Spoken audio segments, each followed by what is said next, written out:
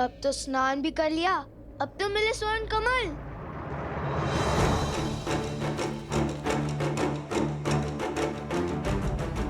भैया ये आने वाले हैं, चलिए पानी के भीतर छुप जाते हैं। ऐसे कब तक छुपेंगे कुश? और यदि वो भी जल में उतर गए तो? अब ये सोचो कि हम चूक कहाँ रहे हैं। और यदि भगवान वाल्मीकि ने कहा है तो दिव्य स्वर्ण कमल भी तो यही होने चाहिए ना? किसी ने चुरा तो नहीं ली है? अरे कुश, स्वर्ण कमल कोई कैसे चुरा सकता है? उनके रक्षक तो स्वयं यक्षराज कुबेर हैं, कुबेर।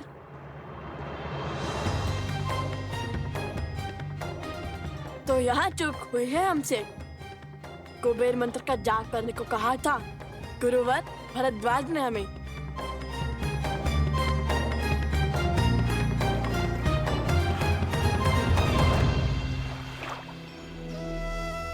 ओम श्रीं ह्रीं क्लीं श्रीं क्लीं विद्येश्वराय नमः।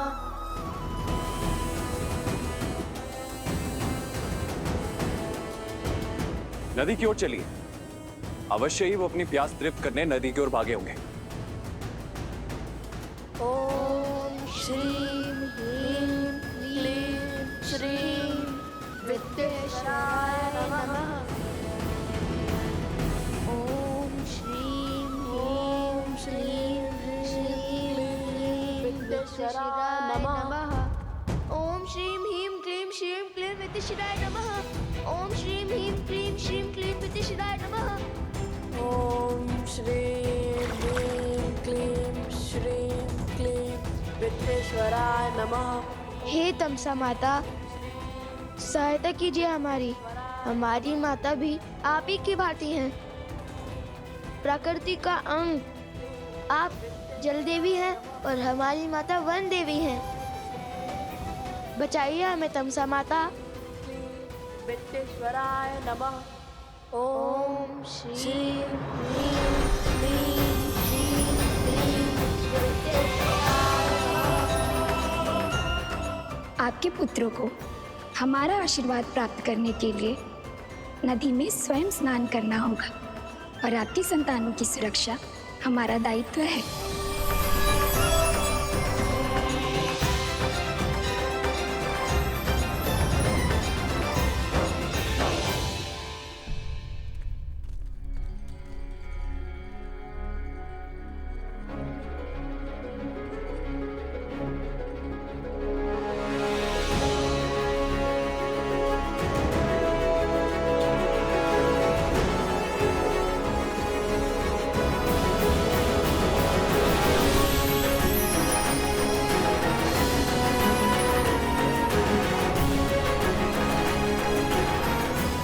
भैया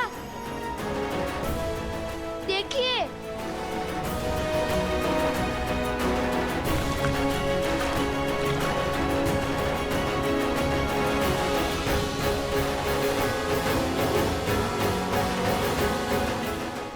ये तो कुबेर की नगरी, अलोकापुरी का द्वार है।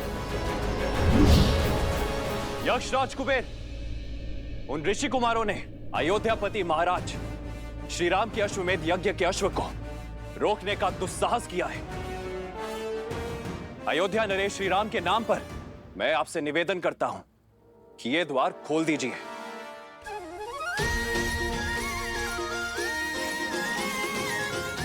ये तो अवश्य ही यक्षराज कुबेर की नगरी आलोकपुरी लगती है। ठीक वैसा ही है ना, जैसा हमारे गुरुवर ने पढ़ाया था। भैया महल का द्वार खुल चुका है, चलो भीतर चलते हैं। यदि कोई मिला तो उनसे स्वर्ण कमल का पता पूछ लेंगे।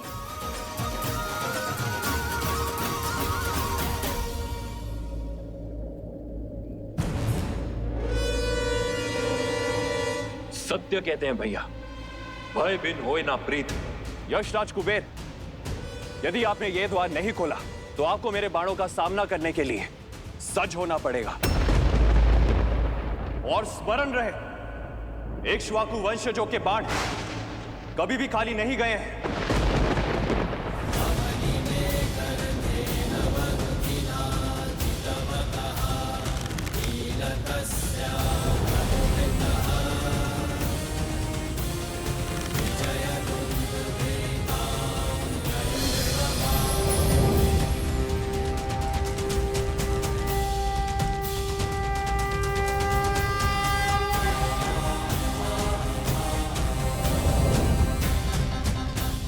प्रणाम राजानुज शत्रुघ्न।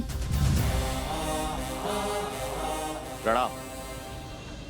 लेकिन मैं आपका अभिनंदन लेने नहीं, अश्वमेध यज्ञ के अश्व के चोरों को लेने आया हूं। उन ऋषि कुमारों को मुझे सौंप दीजिए कुबेर, जिन्होंने अभी आपके नगर में प्रवेश किया है।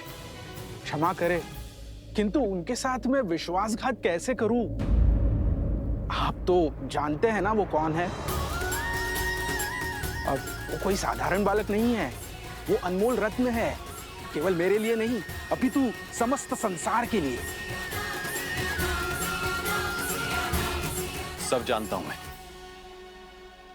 जानता हूं कि उन्होंने अश्वमेध यज्ञ के अश्व को चुराकर कहीं तो छुपाया है। उस अश्व को खोजकर ये यज्ञ को पूर्ण करवाना कर्तव्य है मेरा। आप मुझे भीतर जाने दीजिए। आप तो बली है, कृपया मेरा निवेदन स्वीकार करें, हट ना कीजिए। आप शायद भूल रहे हैं यशराज कुबेर, जिसके अश्वमेध के मार्ग में आप बाधा डाल रहे हैं वो वही श्री राम है, जिनके अनेक उपकार हैं आप पर। उन्हीं के कारण संसार रावण जैसे महाराक्षस के प्रकोप से बचा, और आप भी। उन्हीं के कारण आपको आपका पुष्पक विमान पुनः प्राप्त हुआ। उस उपकार का, उस ऋण का ये मूल्य चुकाएंगे आप? अश्वमेध यज्ञ के अश्व के चोरों को बचाकर? ये श्री राम का अपमान भी है और उनका विद्रोह भी, और आपकी कृतज्ञता भी। सब स्मरण है मुझे, कृपया आप मेरी दुविधा समझने का प्रयास तो कीजिए। मैं धर्म संकट में फंस गया हूं, मैं उन बालकों को आपको लौटा नहीं सकता। वे कोई साधारण बालक नहीं है, वो किसी वनदेवी या किसी ऋषि के पुत्र नहीं है। हो सकता है, किंतु धर्म संकट मेरे समक्ष भी है यशराज कुबेर। अनुजराज, धर्म संकट के कारण तो व्यक्ति को अपना धर्म स्पष्ट रूप से दिखाई देता है।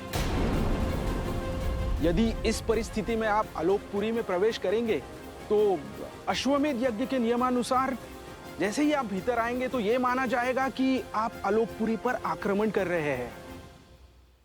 कृपा करें, मेरी विडंबना समझने का प्रयास करें।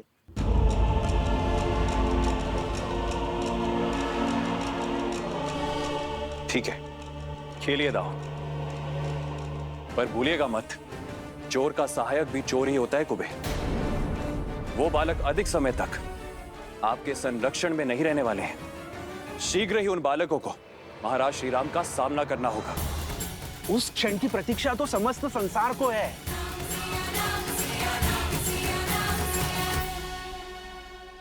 सहस्त्र मुख की माया यही जाने, न जाने कैसे कैसे दांव खेलता है ये। मेरा मन तो कहता है कि अभी इस अश्व को मारकर अपने प्रतिशोध की धधकती ज्वाला को बुझा लूं।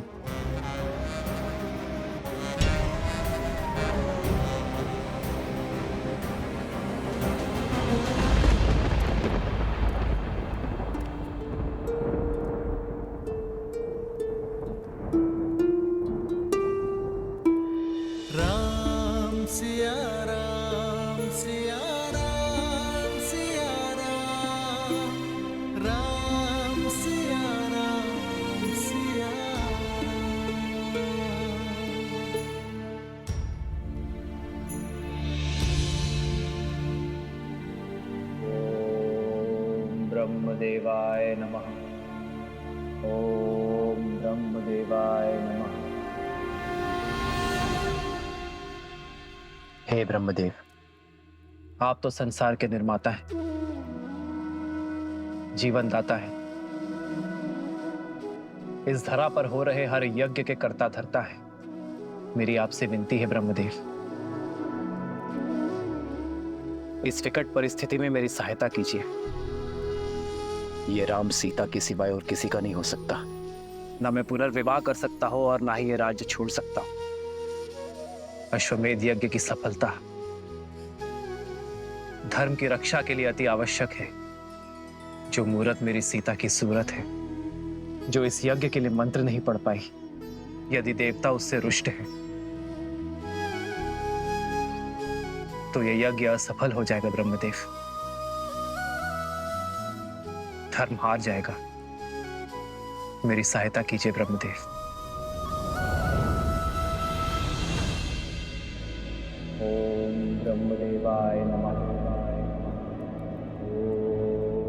ब्रह्मदेवाय नमः।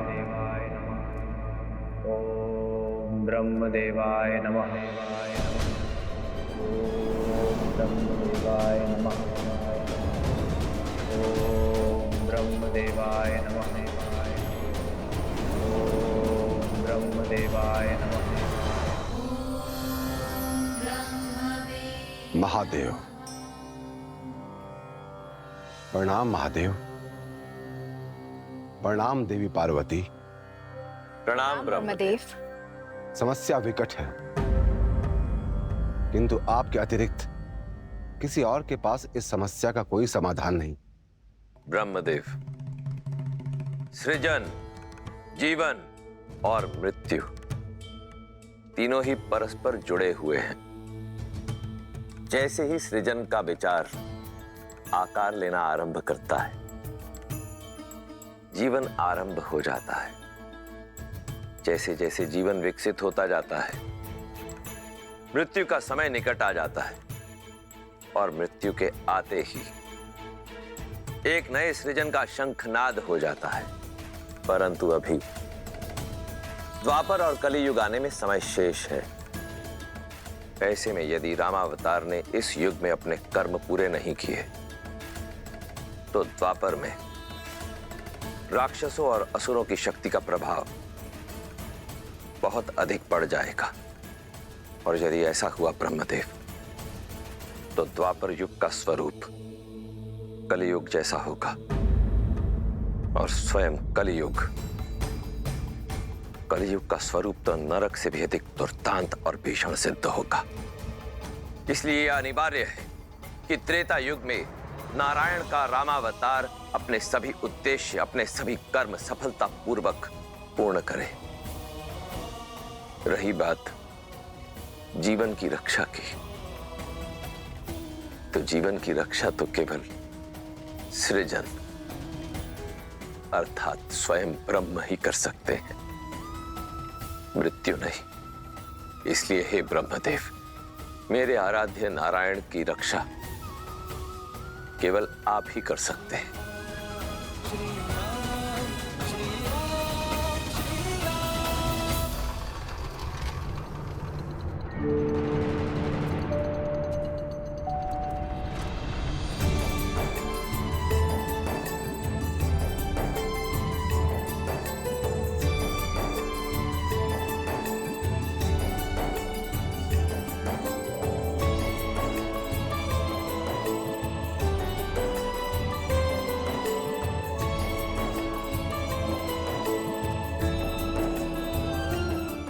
अद्भुत, ये महल तो पूरा स्वर्ण से बना है।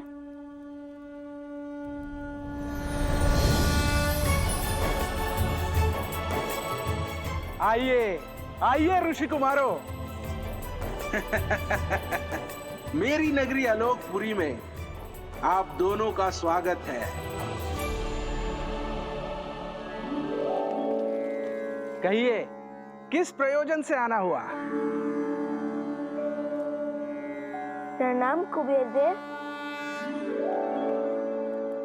घर से तो माता सीता को खोजने का प्रण लेकर लिखने थे, किंतु भगवान वाल्मीकि के आदेश अनुसार पहले हमें हमारी माता वन देवी के लिए स्वर्ण कमल लेने जाना है। असंभव को संभव करने की शर्त रखी है भगवान वाल्मीकि ने आपके समक्ष। देखिए, हमें स्वर्ण कमल दे दीजिए। क्षमा करें, वो संभव नहीं है। मेरी बात मानिए कुमारों, आप आश्रम लौट जाइए और अपना जीवन तपस्या में लगाइए। कदाचित उचित समय आने पर आपको वो स्वर्ण कमल मिल जाएगा।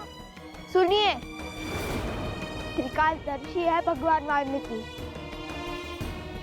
यदि उन्होंने हमें स्वर्ण कमल लाने के लिए कहा है तो वो हमारे माता सीता तक पहुंचने का मार्ग बनेंगे। विनती कर रहे हैं, दे दीजिए स्वर्ण कमल, अन्यथा बल से छीन लेंगे।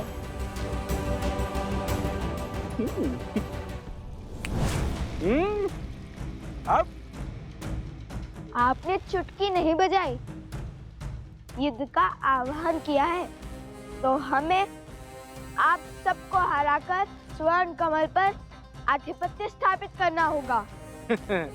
मैं सज्ज हूं। आक्रमण!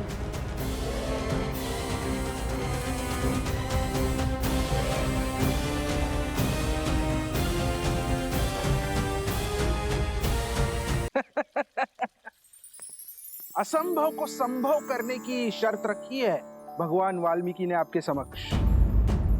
वैसे कुमारों, मैंने वो स्वर्ण कमल आपको दे भी दिया तो उसे कोई देख नहीं पाएगा। क्या? क्यों? वो ऐसे कि इस ब्रह्मांड में अनगिनत दिव्य वस्तुएं होती है, क्या वो सभी हमें दिखाई देती है? नहीं ना? ठीक उसी प्रकार आप जानते हैं, एक काल था जब ये द्वार सभी को दिखाई देते थे। वो समय था सत्ययुग। तब देव और मनुष्य वार्तालाप करते थे, किंतु आज की स्थिति में केवल मंत्रोच्चारण के पश्चात ही ये द्वार सामने आते हैं, जैसे आपके सामने आए। उसके पश्चात द्वापर युग में ये आलोकपुरी के द्वार पूर्ण रूप से अदृश्य हो जाएंगे और केवल सत्कर्म करने वाले व्यक्ति ही इस द्वार से भीतर आ पाएंगे, वो भी मृत्यु के पश्चात। और कलयुग में तो कोई भीतर आ भी नहीं पाएगा, मृत्यु के पश्चात भी नहीं। हाँ, केवल श्री विष्णु जी के या उनके अवतारों की पूजा करने वाले भक्त भीतर आ सकते हैं। और इस युग में आलोकपुरी की कोई वस्तु धरती पर दिखाई भी नहीं देगी। पुष्पक का क्या? हमने रामायण पढ़ी है, पुष्पक तो सबको दिखता है। पुष्पक की महिमा विशेष है। पुष्पक का निर्माण विश्वकर्मा ने धरती पर किया था और उसे यहाँ स्थान प्राप्त हुआ क्योंकि उसने प्रभु श्री राम की सेवा की थी। तो हम भी तो सबसे बड़े भक्त हैं श्री।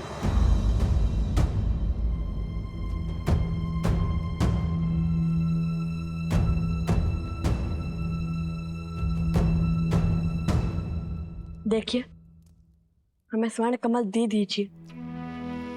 हमारे भगवान वाल्मीकि के आदेश का उल्लंघन नहीं कर सकते।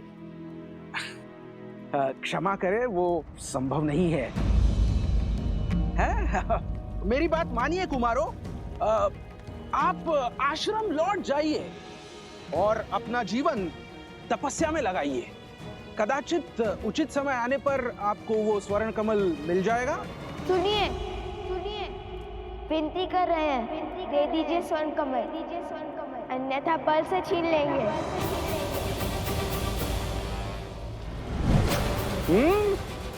अब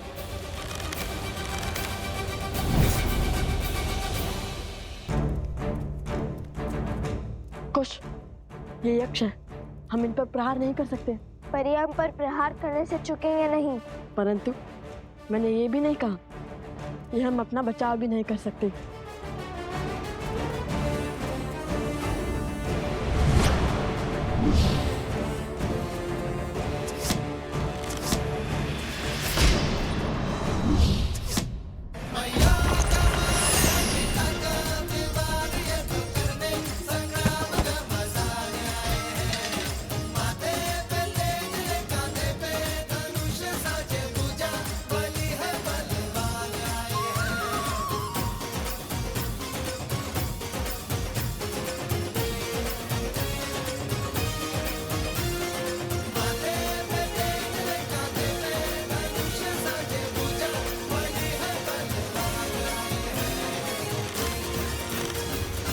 शांत हो जाइए। अब यदि हम चाहे तो आपको और आपकी सेना को हमारे बाण से चलने भी कर सकते हैं, परंतु करेंगे नहीं। हमें स्वर्ण कमल दे दीजिए और ये अध्याय यही समाप्त कीजिए। इतनी शीघ्रता क्या है?